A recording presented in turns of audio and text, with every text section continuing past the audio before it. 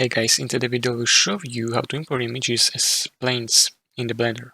Launch Blender and make sure you have new scene. Delete default cube in the scene. Right click on it and press delete key.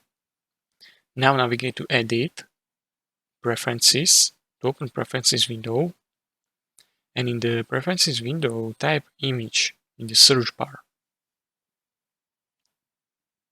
Check the box for Import and Export Images as Planes to activate add-on. Click on the Save Preferences to ensure the add-on is enabled for future sessions.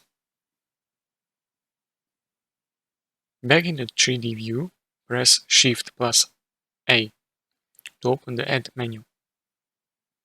Navigate to Image, Image as Planes. Locate and select image you want to import.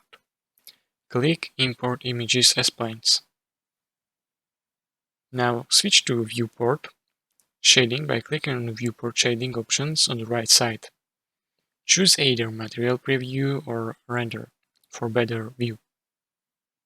As you can see, your image is now reported as plane in the scene, visible for various angles.